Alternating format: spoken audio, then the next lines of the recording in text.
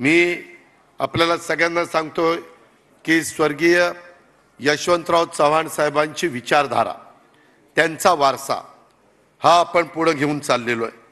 आज मी चव्हाण साहेबांना पण या निमित्तानं वंदन करतो, परंतु एकंदरीतच आपल्याला पुढच्या वाटचालीच्या संदर्भामध्ये काम करत असताना एक गोष्ट प्रकर्षाने लक्षामध्ये घेतली पाहिजे की आज आपल्या देशामध्ये राष्ट्रीय लोकशाही आघाडी प्रणित पंतप्रधान नरेंद्र मोदी यांच्या नेतृत्वाखालचं सरकार स्थापन झालेलं आहे।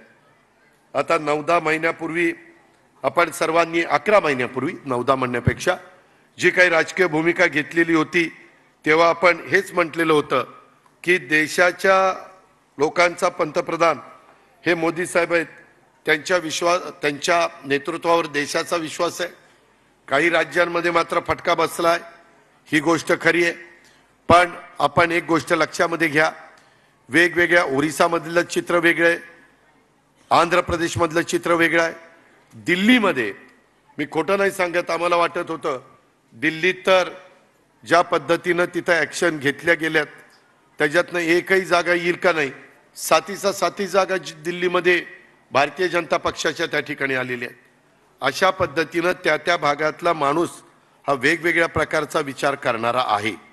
आणि आम्हाला NDAच्या मीटिंगमध्ये आणि मध्ये प्रचाराच्या निमित्तानं देखील नरेंद्र मोदी साहेबांच्या बरोबर ज्यावेळेस आम्ही बसायचो आणि चर्चा करायचो त्यावेळेस त्यांनी सांगितलं की सुरुवातीच्या 100 दिवसामध्ये देखील 100 दिवसातच उद्याच्या काळातला एकंदरीत काय रोडमॅप असला पाहिजे, काय साधारण कुठल्या रस्त्यानी आपण पुढे जाणार आहोत, ह्या पद्धतीचे निर्णय NDAचं सरकार घेणार आहे।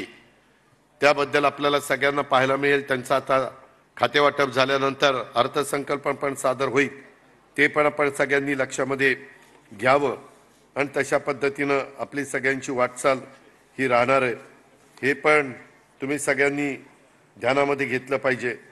मित्रांनो, एकंदरीतच मगाशी फार विस्तृत थोडंच बोलले, परंतु बाबा सिद्दीकींनी खूप चांगलं सांगितलं की नितीश कुमार आणि चंद्रबाबू नायडू यांच्या अनुक्रमे बिहार आणि असणारा आंध्र प्रदेश हे भाजपसोबत जाऊन सुद्धा त्यांच्या राज्यात त्यांना यश मिळालं। याचं प्रमुख कारण त्यांच्या राज्यातला मागासवर्गीय आणि मुस्लिम मतदार हे तिथं ह्यांच्या तिघांच्या बरोबरच राहिले आणि त्याच्यामुळे तिथं पासवान पण काल मला भेटलेला होता, काल त्याची शपथविधी पण झाला। त्याची आई माझ्या शेजारीच बसलेली होती, मी आणि एकनाथराव आणि अशा आम्ही बसलेलो होतो तिथं NDAचे घटक म्हणून। त्यावेळेस आमची जी काही चर्चा झाली त्यांनी पण सांगितलं की आम्ही एक कुठेही अंतर पडून दिलं नाही। तशा प्रकारे आपल्याला किमान आता उद्याच्या येणाऱ्या विधानसभेच्या निवडणुकीच्या निमित्तानं आपल्यातनं जो आपला घटक थोडासा दूर गेलेला आहे, जो काही समाज आपल्यापासून थोडासा अंतर त्यांनी ठेवलेलं आहे, ते अंतर आपल्याला कमी करावंच लागेल।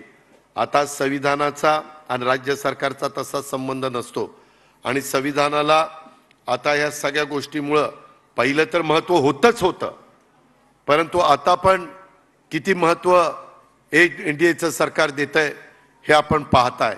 आणि आता त्याच्यात स्वतः नितीश कुमार आहेत ना, त्याच्यात चंद्रबाबू नायडू आहेत ना, त्याच्यामध्ये इतर पण काही घटक पक्ष आहेत, पासवान पण आहेत ना, आपण पण आहे ना, अशा पद्धतीनं सगळेच आहेत।